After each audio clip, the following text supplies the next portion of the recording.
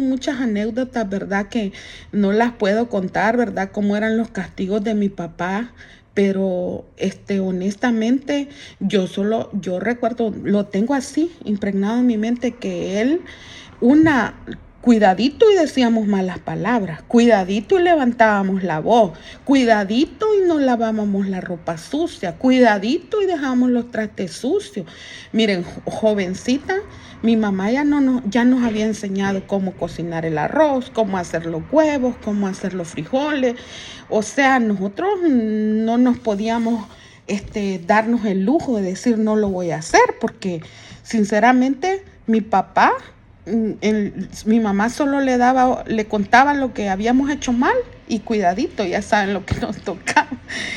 Esa parte realmente fue un poco dolorosa, créanme lo que a mí sí me costó olvidar, ¿verdad? Cómo era mi papá, los castigos que nos hacía a mi hermana y a mí, porque la verdad que de las tres, mi hermana mayor, ella era un poco tímida, era un poco seria, era llorona, y yo era la peleona, la fregona, y entonces todo el tiempo mi hermana mayor me ponía en mal con mi papá y con mi hermana.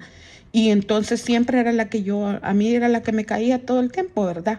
Pero, pero bueno, desde ahí empecé a ser valiente. Entonces recuerdo que ya cuando tenía como 12 años, nos movimos a la nueva casa y todavía no teníamos electricidad. Entonces, cuando nos fuimos ahí a la nueva casa, ya toda la casa era de ladrillo, ya tenía un techo de duralita, la mitad recuerdo que era de tejas y la mitad era de duralita. Entonces ahí ya empezábamos a ir a la escuela. Entonces yo recuerdo que tenía una infancia muy bonita, la verdad. Ahí creo que empezó un poco mi vida como a tener un poco más interesante, pero yo tenía un sueño, fíjense, toda la vida. Yo veía que las muchachas cerca de mi casa, de la misma edad mía, yo veía que ellas andaban en la calle, tenían sus noviecitos y tenían así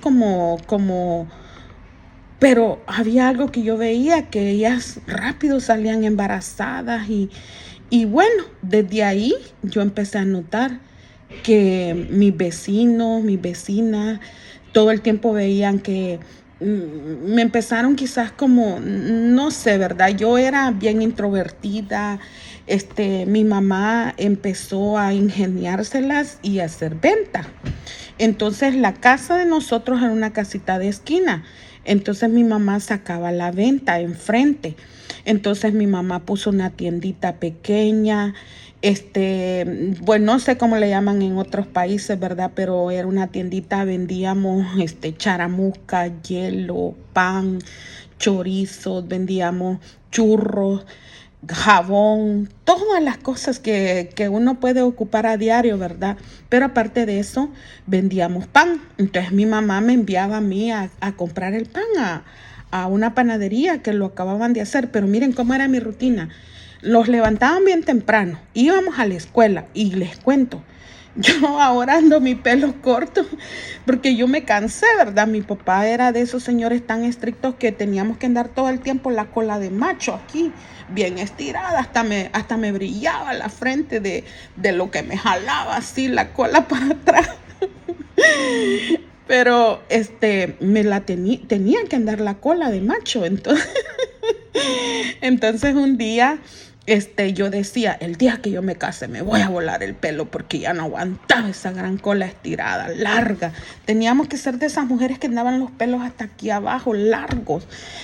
Pero bueno, entonces así nos íbamos para la escuela. Nos poníamos las calcetas, aquellos zapatos negros que se amarraban así con la correa a un lado. ¿Se recuerdan? Entonces, imagínense cómo era mi papá, que nos puso en una escuela de niñas.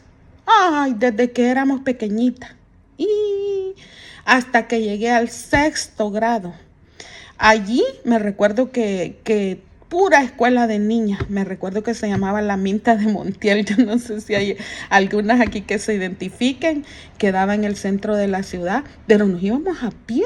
No crean que los íbamos en carro, que mi papá, mi mamá nos iba a dejar a pie. A pie salía el montón de la manada Me recuerdo que había una escuela de varones que se llamaba La Suiza. Entonces ellos era solo de varones y nosotros solo de niñas, pero a la hora de salir nos encontramos todo el mundo en la calle. Ay, pero era tan divertido. Salíamos como a la 1 de la tarde en aquel gran solazo, porque miren, San Miguel